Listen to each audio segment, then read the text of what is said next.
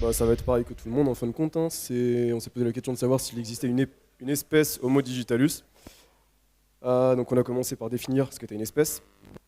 On a deux définitions, une définition sociologique. Dans ce cas-là, ça va être vraiment en termes de catégorisation des types de personnes différents. Et une définition qui va être plus de l'ordre de la génétique, à savoir qu'une espèce se distingue par une certaine variabilité au niveau du génome.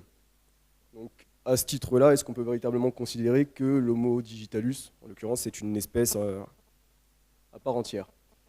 En l'occurrence, on s'est dit que ce n'était pas forcément le cas, parce que c'est quelque chose de nouveau, c'est quelque chose qui vient d'arriver et qui ne touche pas l'espèce entière, enfin l'espèce humaine entière, donc Homo sapiens sapiens en l'occurrence, que c'était seulement une partie de la population qui était touchée, puisque le développement ne se fait pas à la même vitesse partout, donc dans les pays émergents, dans les pays du Nord, etc. On va pas s'étaler. On pourrait parler plutôt d'âge numérique ou d'ère numérique plutôt que d'espèce à proprement parler. Donc le mot digitalus serait quand même un terme relativement impropre à ce niveau-là. On a aussi parlé du fait que l'évolutivité de l'homme ne se fait pas du tout à la même vitesse que l'évolution technique. Donc à partir de ce moment-là, l'évolution technique, on peut en avoir, là, par exemple pour l'Internet, on va parler de ça en l'espace de 15, 20, 30 ans. L'évolution d'une espèce, ça se fait sur des centaines, voire des milliers d'années. Donc on ne peut pas vraiment dire même qu'un jour il y aura l'homo digitalus, dans la mesure où quand on en sera arrivé à ce qu'il y ait de véritables changements physiques qui se présenteront pour dire qu'on s'adapte à un clavier ou quoi que ce soit par rapport à certaines études qui ont été faites pour dire que les pouces se musclaient pour mieux répondre à l'utilisation de ce genre d'appareil, on sera déjà passé à d'autres avancées techniques qui nous sortiront probablement complètement du monde digital. Ça se trouve, il y aura d'autres inventions qui auront été créées d'ici là. Et voilà.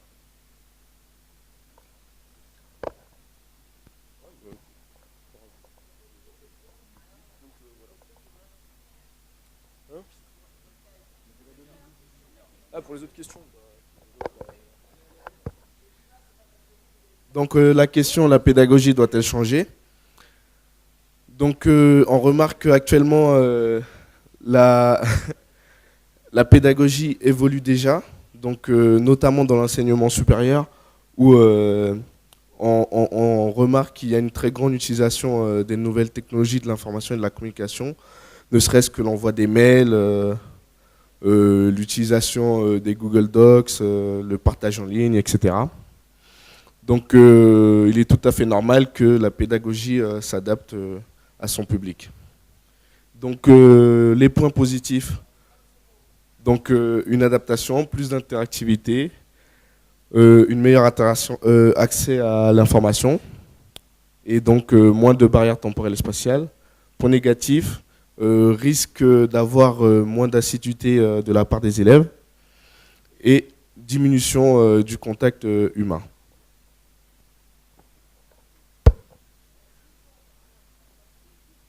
C'est pas possible, je me rappelle même plus ce qu'il faut dire. Alors on a vu qu'au niveau des rapports hiérarchiques, il y avait aujourd'hui, il paraissait hors de question qu'il y ait de la communication unidirectionnelle et qu'il y ait seulement la hiérarchie qui communique à ses subordonnés. Et donc on a vu l'importance de communiquer aussi des subordonnés vers la hiérarchie. Et les nouvelles technologies, elles font que le rapport hiérarchique est quand même un peu moins important parce que la communication, elle devient de plus en plus facile. Donc voilà. Et pour la partie Bring Your Own Device, on avait juste dit comme quoi ça permettait d'être moins contrôlé par l'entreprise, étant donné qu'on apporte notre propre matériel. Il y avait aussi les habitudes d'utilisation, étant donné qu'on utilise notre matériel, notre propre matériel. Il y avait une interpénétration des sphères privées, des sphères professionnelles, et finalement le budget, parce que ça pouvait coûter cher d'acheter son propre matériel. Voilà.